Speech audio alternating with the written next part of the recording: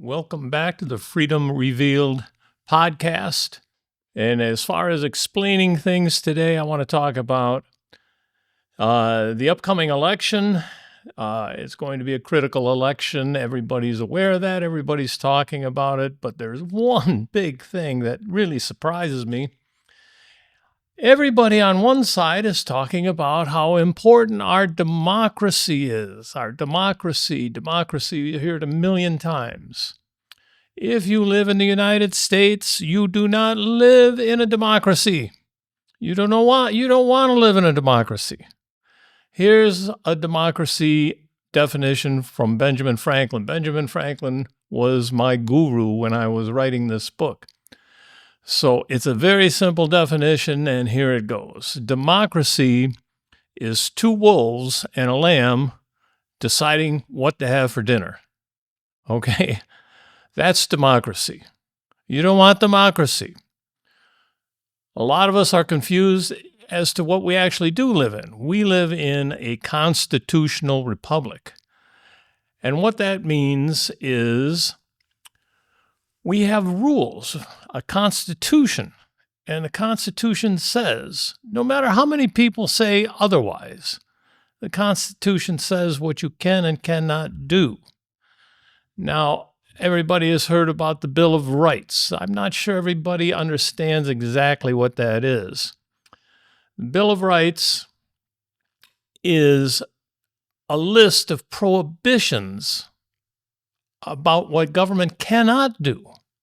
Okay, so you look at one way, it's a right what the individual can do. You look at it the other way, it's a prohibition what the government cannot do. Therefore, your democracy, two wolves and a lamb, goes out the window. With a constitution, it doesn't matter how many wolves you have. You can't eat the lamb, okay? That's the rule. So I'm going to explain it. I'm going to develop it. But I'm also going to give you the reason that we have a constitutional democracy. And again, it goes back to Franklin when he was at the Constitutional Convention. Franklin made this point, a very good point. He said, I want to read it because I want to make sure I say it right. We have gone back to ancient history for models of government and examined the different forms of those republics, which having been formed with the seeds of their own dissolution, now no longer exist. Okay? They studied governments. They studied how governments work. They studied why governments fail, most importantly. And they saw that these governments were born with the seeds of their own dissolution, that they weren't created correctly. And over time, they were going to fall apart and go away. So I'm going to now explain to you how a government, a constitutional republic is formed, what it looks like, and some of the reasoning behind it. So join me as I go to a whiteboard and I explain the process. All human beings want to be free. Nobody wants to live in a cage. So let's draw a line from 0 freedom to 100% freedom. Here at the bottom we have 0, and here we have 100%. Okay, here at 100%, you can do anything you want, anything at all you want. Where do you find that? There's only one place that you can find I can do anything I want, and that is nature. When you're alone in nature, you can do anything you want. There's nobody that's going to stop you. Okay, but you know the problem living in nature? Nature is brutal. It's tough. It's really hard.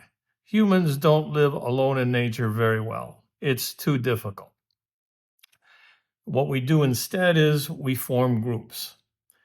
What happens once we form groups? We start making rules. So let's, down here, draw a line of rules.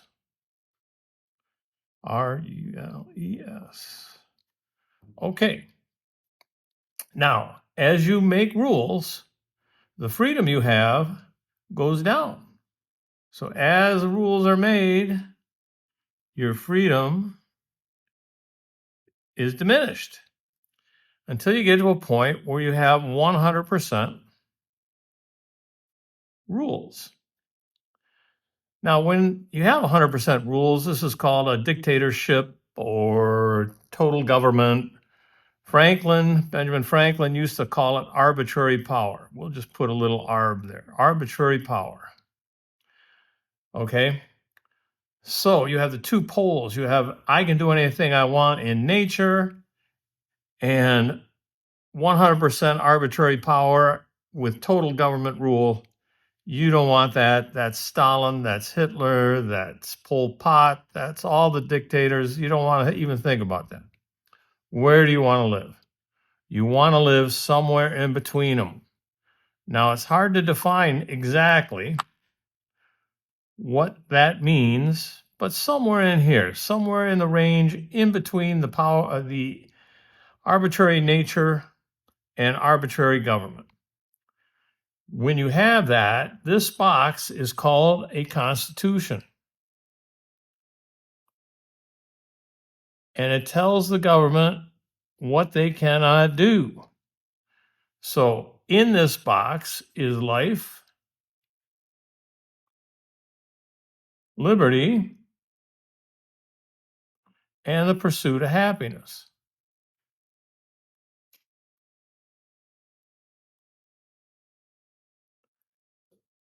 And we'll finish it out here. This is where you want to live. Now, why do you want to live somewhere in the box? How many times do you get a chance at life? You get one chance at life and that's it. You only get one. So you want to live it in as good and as best a situation as you can possibly have between the arbitrary power of nature and the arbitrary power of government. This is what a constitutional republic looks like. And this is what our founders gave to us. So behind me, what you see is what I just drew out in a little neater fashion. The things to remember, the takeaways. Government is always going to grow. What does government do? They make laws, rules, regulations, and they enforce them. Government has to grow. It always wants to. How do you prevent government from growing? How do you keep it limited? You make a constitution. The American Constitution is a great model. It's worked for almost 250 years, maybe more, but it's a great model. The people didn't want to form our nation with the seeds of its own dissolution. It is only with a constitution that you have a chance, and I'm saying chance because the history of mankind has been rather brutal. You have a chance of life, liberty, and the pursuit of happiness. So keep that Constitution. If there's anything you can do, keep the Constitution because it's what you want. And why do you want it? You only get one chance at life. You only go around once. Where do you want to live it? You don't want to live it under a dictator. You don't want to live it alone in nature. You want to live it in society, in prosperity, and with a prohibition against government overreach. Thanks. We'll talk to you later.